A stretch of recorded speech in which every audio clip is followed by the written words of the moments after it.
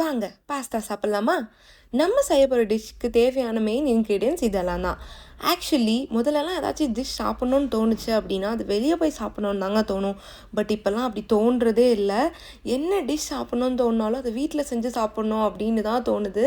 அது எவ்வளோ டைம் எடுத்தாலும் ஓகே. அப்படி நமக்கு பிடிச்ச டிஷ்ஷை நம்ம செஞ்சு சாப்பிட்றப்போ ஒரு மாதிரி ரொம்ப சாட்டிஸ்ஃபைடாக ஃபீல் ஆகுதுங்க. என் ஹஸ்பண்ட்க்கும் குக்கிங்கில் ரொம்ப இன்ட்ரெஸ்ட். ஸோ இந்த மாதிரி ஏதாவது புதுசாக டிஷ் ட்ரை பண்ணுறோம் அப்படின்னா கண்டிப்பாக அவர் இல்லாமல் நான் ட்ரை பண்ண மாட்டேன். வீக்லி எவ்வளோ பிஸியாக இருந்தாலும் ஓகே, ஒரு 2 டைம்ஸாவது இந்த மாதிரி ஒன்றா நாங்கள் குக் பண்ணிடுவோம். பிகாஸ் இது எங்கள் 2 பேர்த்துக்குமே ஒரு ஸ்ட்ரெஸ் பஸ்டர் மாதிரி. இந்த டிஷ்ஷை ப்ரிப்பேர் பண்ண ஃபர்ஸ்ட் ஸ்டெப் நாங்கள் ஹாட் வாட்டரில் கார்லிக், சில்லி, டொமேட்டோ எல்லாத்தையும் பாயில் பண்ணி எடுத்துக்கிட்டோம். அப்புறம் ஜாரில் பன்னீரோடு சேர்த்து இதை கிரைண்ட் பண்ணிக்கணும். அது கூட வந்து மில்க் ஆட் பண்ணி நான் கிரைண்ட் பண்ணேன்.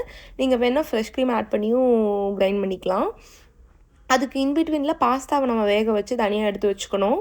ஃபர்ஸ்ட் நம்ம அந்த பேஸ்ட் தான் ரெடி பண்ணோம். அந்த பேஸ்ட்டை வந்து நல்லா சாஃப்டாக கிரைண்ட் பண்ணிக்கணும்.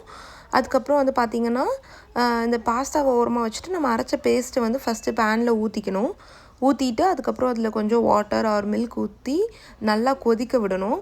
அது நல்லா கொஞ்சம் கொதித்ததுக்கப்புறம் தான் வந்து நம்ம அந்த பாஸ்தாவை வேக வச்ச பாஸ்தாவை நம்ம உள்ளே போட்டு கலக்கணும். ஆக்சுவலி இந்த டிஷ் வந்து பார்த்திங்கன்னா ரொம்ப சிம்பிள் தான். இவ்வளோ தான் இந்த டிஷ்ஷோட ஒர்க்கே. பெருசாக வேறு எந்த ஒர்க்குமே கிடையாது.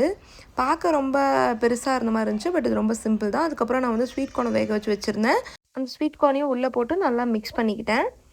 அவ்வளோதான், இந்த டிஷ்ஷே கம்ப்ளீட்டட். லாஸ்ட்டாக வந்து ஆரிகானோவும் சில்லி ஃப்ளேக்ஸும் போட்டு ஸ்ப்ரிங்கிள் பண்ணிவிட்டா அவ்வளோதாங்க, டிஷ்ஷே கம்ப்ளீட்டட்.